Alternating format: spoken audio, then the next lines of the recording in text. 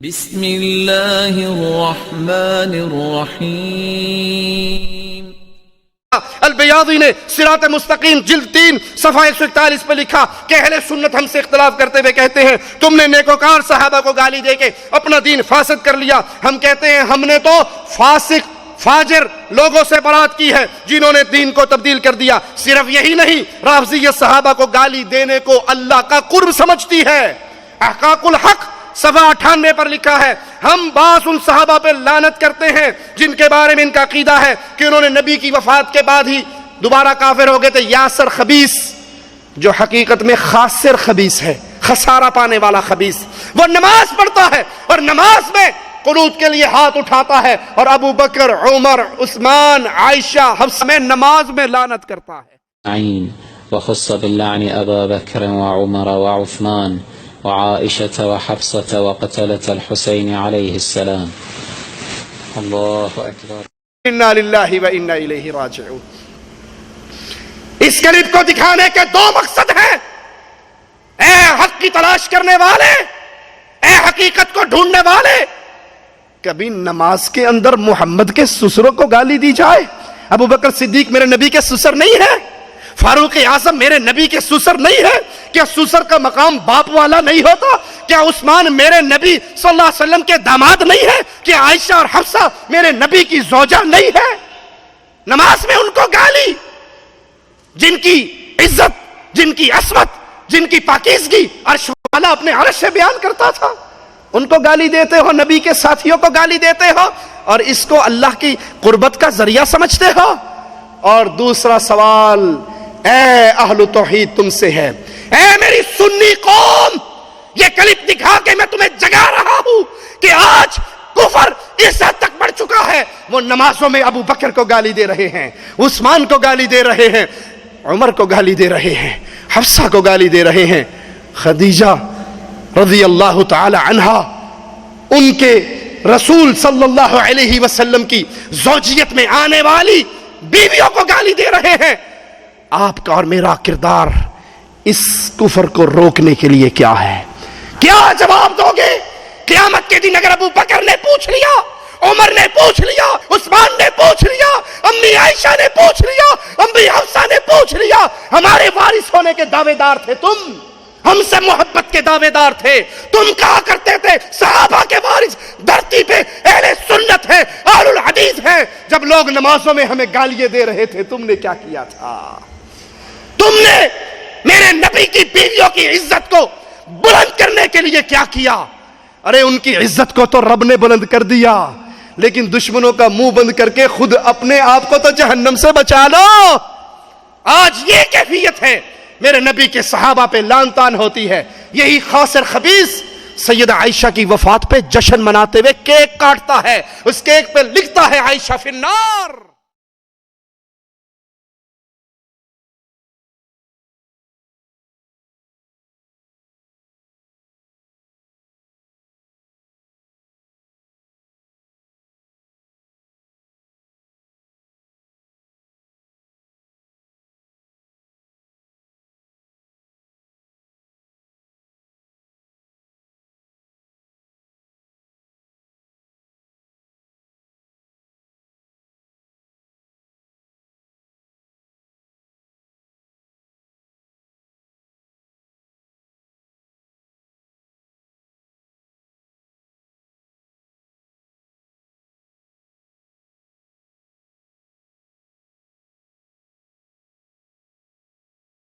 اہل سنت، اے سنی قوم، محمد کی بیوی کو جہنمی کہا جائے اور تو لمبی چادر تان کے سوتا رہے، مصطفیٰ کے پیارے ساتھیوں کو جہنمی کہا جائے اور تجھے اپنی دکان اور کاروبار سے فرصت نہ ہو، تیرا اندر کا ایمان تجھے جھنجھوڑ کر دعوت کے میدان میں نہ کھڑا کر دے، تیری غیرت کا کیا فائدہ؟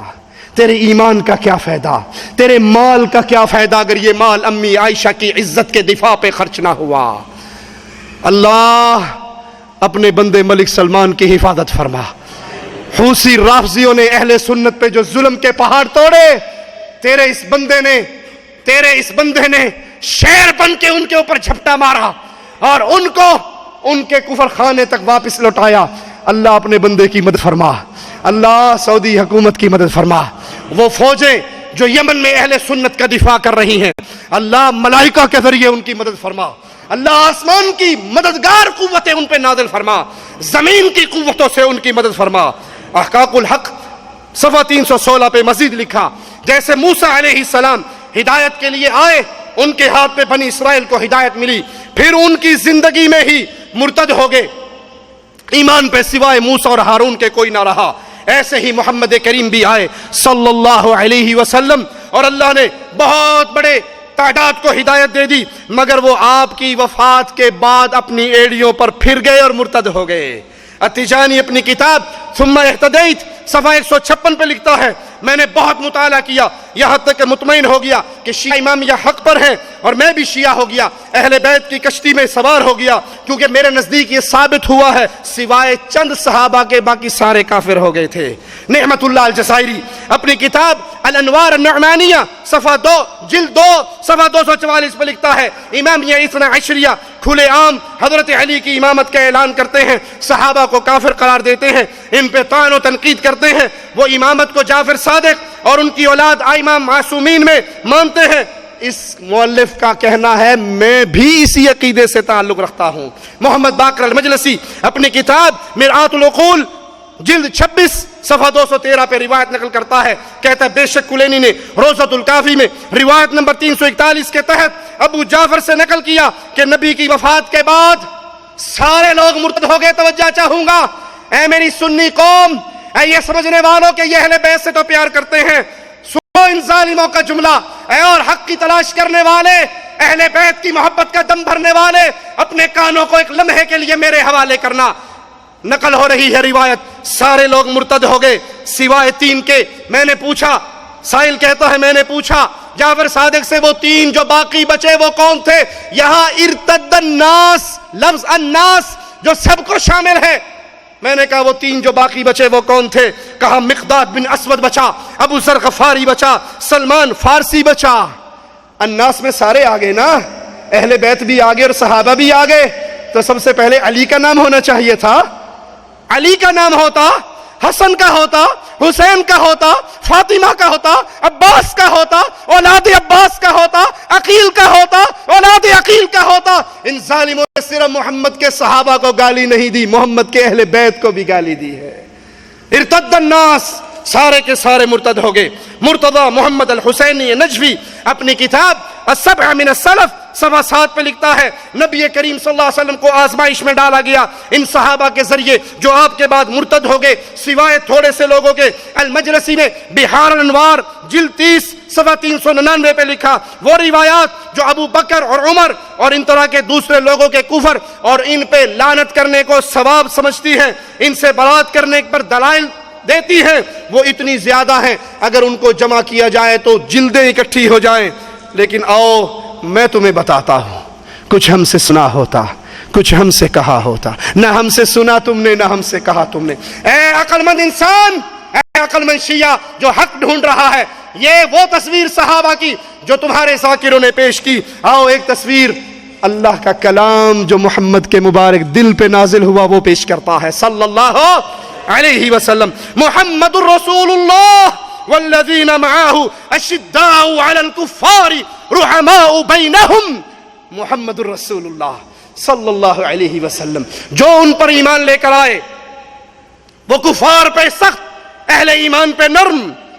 تراہم رکعا سجدا، تم کہتے ہو نعوذ باللہ وہ منافق تھے، مال کی تلاش میں آئے تھے، قرآن کہتا ہے وہ تو سجدے کر کر کے رب کو راضی کرتے تھے، وہ رکوع کر کر کے رب کو راضی کرتے تھے۔ یبتغون فضلا من اللہ ورضوانا، تمہارے ذاکروں نے جھوٹ بولا کہ وہ دنیا کی تلاش میں آئے تھے، قرآن نے سچ کہا یہ اللہ کی رضا کی تلاش میں آئے تھے، یہ اللہ کو راضی کرنے کے لیے آئے تھے، یہ اللہ کا فضل ڈھونڈنے کے لیے آئے تھے۔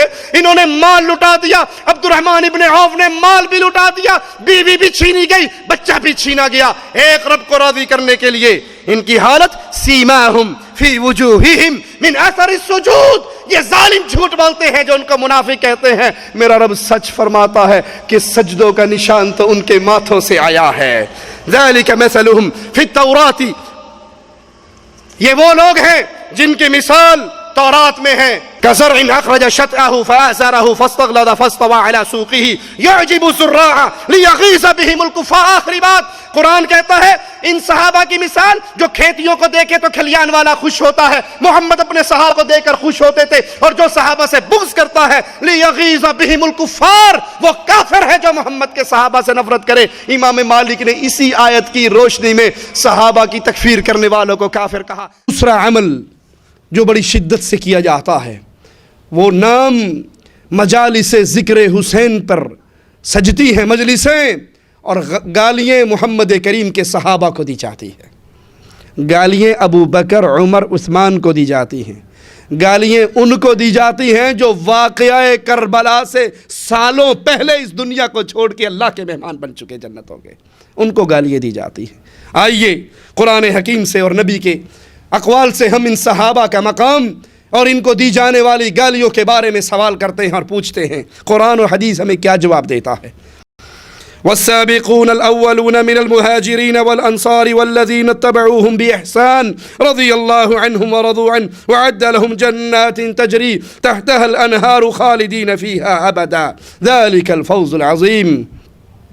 سبقت لے جانے والے مہاجرین و انصار جنہوں نے سب سے پہلے اسلام کی طرف سبقت حاصل کی, وہ لوگ جو خلوص کے ساتھ ان کے نقش قدم پر چلے, اللہ ان سے راضی ہو گیا. اللہ نبی کے صحابہ سے راضی, نبی کی آل اولاد سے راضی, نبی کی ازواج سے راضی, نبی کے اہل بیت سے راضی. اللہ ان سے راضی ہو گیا. اللہ نے اور وہ اللہ سے راضی ہو گئے. اللہ نے ان کے لیے ایسی جنتیں بنائی ہیں جن کے نیچے نہریں بہتی ہیں, اور وہ ان میں ہمیشہ رہیں گے. دوسری آیت سنیے, لقد رضی اللہ عن المؤمنین اذ یبایعونک تحت الشجرہ. اللہ ان مومنوں سے راضی ہوا جنہوں نے درخت کے نیچے محمد کریم کے ہاتھ پر بیعت کی. اور یہ بیعت مجالس ذکر حسین میں عثمان کو گالی دینے والوں, خون عثمان کا بدلہ لینے کے لیے یہ بیعت ہوئی تھی. عثمان وہ خوش نصیب مسلمان, وہ خوش نصیب میرے نبی کی 2 بیٹیوں کا خامن.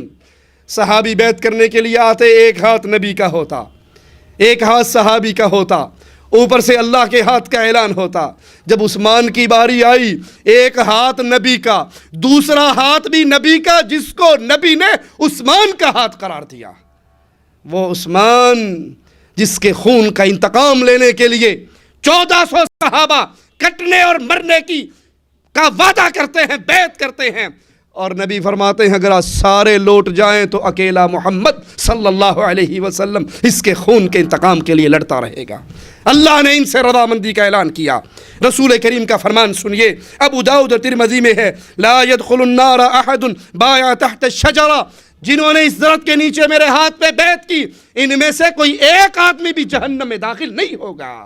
یہ سب جنتی ہے, یہ سب مومن ہیں, ان سب سے اللہ راضی ہے. صحیح بخاری میں ہے, من عادى لی ولیا فقد آذنته بالحرب. جس نے میرے ولی سے جنگ کی, میرے ولی سے دشمنی کی, اللہ اس کے خلاف اعلان جنگ کرتا ہے. اور سب سے بڑے ولی میرے محمد کے صحابہ ہیں صلی اللہ علیہ وسلم. ننگوں کو ولی ماننے والوں, ملنگوں کو ولی ماننے والوں, نشے میں دھت رہنے والوں کو ولی ماننے والوں, علی ہم تو تیرے ہیں, جہنم میں جانے کے لیے نمازی بھی تیرے ہیں, ہمیں نماز پڑھنے کی کیا ضرورت ہے. یہ چرس پینے والے, یہ بھنگ پینے والے, یہ درباروں پہ پڑے ہوئے, جن کو نہانے کی تمیز نہیں, جن کو شرمگاہ دھونے کی تمیز نہیں, جس کو پاکی اور نپاکی کی تمیز نہیں, کہتے چپ چپ چپ چپ, انہاں نوں کچھ نہیں کہنا سرکاراں نے, اے رجسٹرڈ اولیاء اللہ نے, انہاں کوئی چیز چھپانے کا بھی پتہ نہیں ہے. پہنچے واصل باللہ ہوئے ہیں. ہم بھی مانتے ہیں یہ واقعی پہنچے ہوئے ہیں, موت کا ایک ہی دھکا لگے گا سیدھے اندر جائیں گے, فکر نہ کرو, یہ فیصلہ وہیں پر ہونے والا. تم ان کو ولی مانتے ہو اور اس کی ولایت کا انکار کرتے ہو, اس کی ولایت کا انکار جس نے کہا تھا آقا یہ مشرکین غار کے دہانے پر پہنچ چکے, اگر یہ صرف قدموں کی طرف نگاہ دوڑائیں آقا مجھے اور آپ کو بیٹھے ہوئے یہ اندر دیکھ لیں گے. مجھے اپنی جان کی فکر نہیں امام الانبیاء, میں تو آپ کے غم میں رہتا ہوں. نبی نے کہا تھا صدیق اکبر تیرا ان 2 کے بارے میں تیرا کیا خیال ہے؟ موسیٰ علیہ السلام نے کہا تھا بنی اسرائیل کو ہرگز نہیں، میرا اللہ میرے ساتھ ہے تنہا، اپنا ذکر کیا۔ اور کائنات کے امام نے صدیق کائنات کو کہا تھا ابو بکر تیرا ان دو کے بارے میں کیا خیال ہے جن کا تیسرا اللہ ہو؟ ان اللہ معنا، ابو بکر جیسے اللہ تیرے ساتھ ہے ویسے محمد کے بھی ساتھ ہے، ہم دونوں کے ساتھ اللہ ہے، فکر کرنے کی ضرورت۔ سب سے بڑی ولی نبی کے صحابہ، نبی کی آل اولاد، نبی کے گھر والے، نبی کے اہل، یہ اولیاء ہیں۔ اور اللہ کہہ رہا ہے جس نے میرے ولی سے دشمنی کی اس سے اللہ اعلان جنگ کرتا ہے۔ صحیح بخاری حدیث سنیے، میرے نبی فرماتے ہیں لا تسبوا اصحابی، میرے صحابہ کو گالیاں نہ دیا کرو۔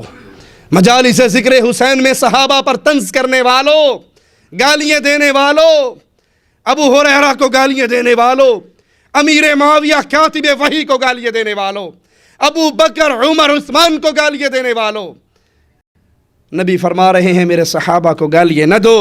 فوالذی نفسی بیدہ، اس ذات کی قسم جس کے ہاتھ میں محمد کی جان ہے، لو انفق احدکم مثل احد ذہبا، اگر کائنات والو تم احد پہاڑ سونے کا بنا کر اللہ نام پہ خرچ کر دو، میرا صحابی ایک مٹھی جو یا آدھی مٹھی جو اللہ نام پہ خرچ کر دے، کائنات والے احد پہاڑ سونے کا دے کر صحابی کی مٹھی کے برابر ثواب نہیں پا سکتے۔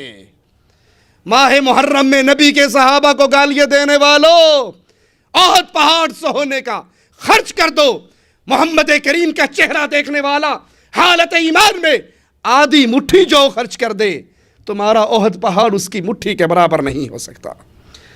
میرے نبی کریم کا فرمان سنیے، اللہ کے لیے اگر رشتہ امام الانبیاء سے سمجھتے ہو کہ ہم نے جوڑنا ہے، اگر امید رکھتے ہو حوض کوثر پر پانی پینا ہے، اگر اس کے جھنڈے کی چھاؤں میں کھڑے ہونے کی تمنا ہے، تو اس کا فرمان سنو۔ آقا فرماتے ہیں من سب اصحابی فعلیہ لعنت اللہ والملائکۃ والناس اجمعین، جس نے میرے صحابی کو گالی دی، من سب اصحابی، جس نے میرے صحابی کو گالی دی، فاضل علوی ابو ہریرہ کو گالیاں دیتا ہے مجلس ذکر حسین میں۔ پیاز نہ وکن تے گل دے جان، وہ حضرت ابو ہریرہ کو لائے، انہیں کیا سیدی مرشدی حبیبی میں مرنا من تک کاٹا پہن دیا، انہیں کیا کیوں کہ پیاز گل دے پہ لوکی لیندے کیوں نہیں، انہیں آکھے تے ایک منٹ دی مار ہے، منافع داد ٹک لے، انہیں کیا جی ادو آد، انہیں جناب بازار چ ٹنڈورا دینا شروع کر دیا، مسلمانوں پتہ جی آج دن کیڑا ہے، بندیا کان چکے رہندا جو ہر ویلے رسول دے گوڑیاں نہ، بندیا کیا صحابی رسول ہے وہی یہ کاتب ہے ہر ویلے کول رسول دے رہندا ہے، گل کوئی نویں کرو۔ انہاں کیا رسول آج دے دن واسطے فرمایا سی، آج او دن ہے جڑا بندہ پیاز بہتے کھائے گا جنت چ او پہلے جائے گا۔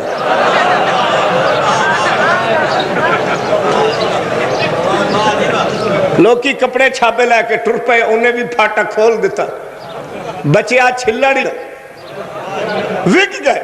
حضرت بی بی عائشہ نو پتہ لگا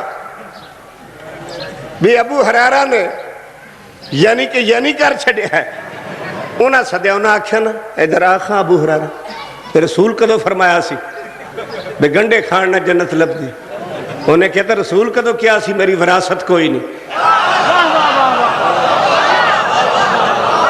جے اے گل میں نہ بناوندا تے بی بی فدق دیاں کھجوراں تو بھی نہ رڑک دی، یہ ساڑی مرضی ہے جدھر مرضی ٹور دیئے ہے۔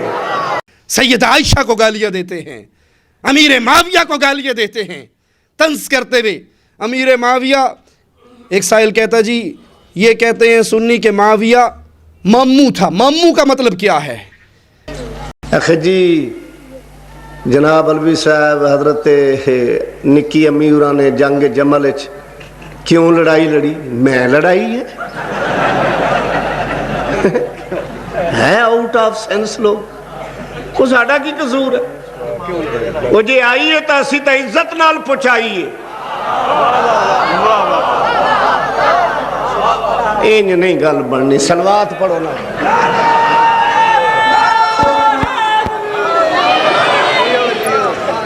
اگرچہ چا چوا کے میدان چاہیے اسی عزت نال پہنچائیے،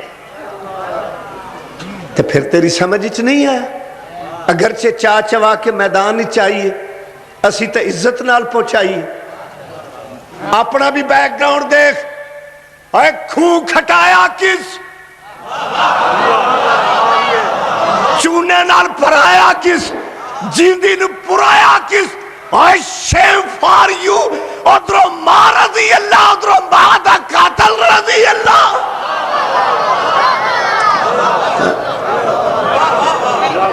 تھوڑے کچھ تا ماں دی غیرت کھا، ادھرو امی رضی اللہ۔ الماویہ تو خال المسلمین، معاویہ مسلمانہ دا ماما ہے۔ کڑی وانڈ ہوئی مرشد، مسلمانہ دا مومنہ دا نہیں، مسلمانہ دا ماما ہے، اور ایڈا تکھا ماما۔ واقعی بھئی یہ مامے دے پڑھیں، خوف خدا کرو، وہ کی کہن دے ہو منو، صلوات کرو ایک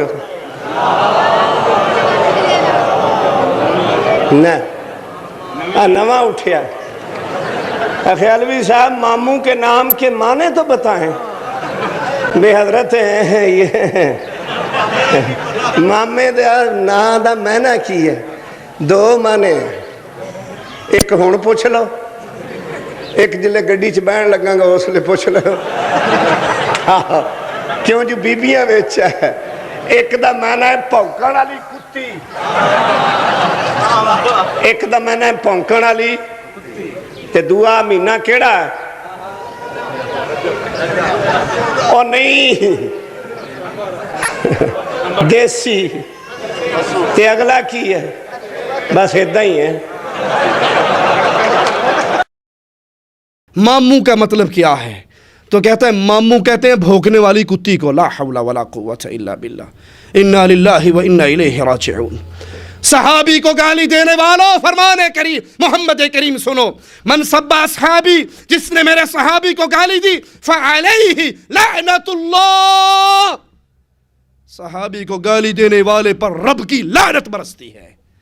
صرف رب کی لعنت، ہلاکت کے لیے تو رب کی لعنت ہی کافی ہے، لیکن سنیے اس پر اللہ کی لعنت، والملائکہ، فرشتوں کی لعنت، والناس اجمعین، کائنات کے ہر آدمی کی لعنت اس بدبخت پہ پڑتی ہے جو محمد کے صحابی کو گالی دیتا ہے۔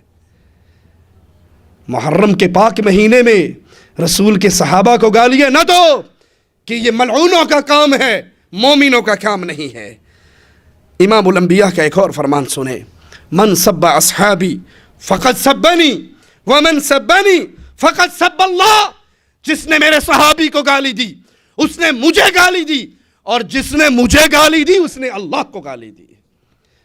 ابو بکر کو گالی دینے والا حقیقت میں محمد کو گالی دے رہا ہے صلی اللہ علیہ وسلم۔ محمد کو گالی دینے والا حقیقت میں محمد کے رب کو گالی دے رہا ہے۔ ہم مثالوں کے لیے راتیں گزر جائیں، ان لوگوں کے ویڈیو کلپ آپ کو دکھا سکتے ہیں کہ مجالس ذکر حسین کے اندر میرے رسول کے صحابہ کو کیسے گالیاں دی جاتی ہے، کیسے طنز کیا جاتا ہے۔ لیکن اللہ سے دعا کرتے ہیں، اللہ ہمیں حق پر قائم اور دائم رکھ، اللہ ہمیں حق پر قائم اور دائم رکھ، اللہ ہمارے سینے میں محمد کریم کے صحابہ کی محبت کوٹ کوٹ کے بھر دے، اللہ ہمارے سینوں میں اہل بیت کی محبت کے سمندر موزن کر دے، ہمارا دل حسن کی محبت سے بھرا ہوا ہو، حسین کی محبت سے بھرا ہوا ہو، فاطمہ کی محبت سے بھرا ہوا ہو، اہل بیت کی محبت سے مزین ہو، ان کی محبت کی خوشبوئیں ہمارے سینے سے پھوٹتی ہوں، ہم ان سے پیار کریں، اپنے بچوں کے نام نبی کے صحابہ کے نام پر، نبی کے اہل بیت کے نام پر، ان کے نام پہ رکھیں، لیکن محبت کرتے ہوئے کبھی نہ بھولیں حسن حسن ہے، حسین حسین ہے، علی علی ہے، یہ رب کے سوالی ہیں، یہ رب کے شریک نہیں ہیں، یہ رب کے آگے مانگنے والے، رب کے منگتے ہیں، رب کے سوالی ہیں، رب کے فقیر ہیں، رب کو پکارنے والے ہیں، ہم ان کو رب کا شریک نہیں مانتے۔ اقول قولی ھذا واستغفر اللہ لی ولکم ولسائر المسلمین فاستغفروہ ان اللہ کے دین کی دعوت اور لوگوں تک پہنچانے کے لیے اس ویڈیو کو ضرور لائک، شیئر، کمنٹ اور سبسکرائب کریں۔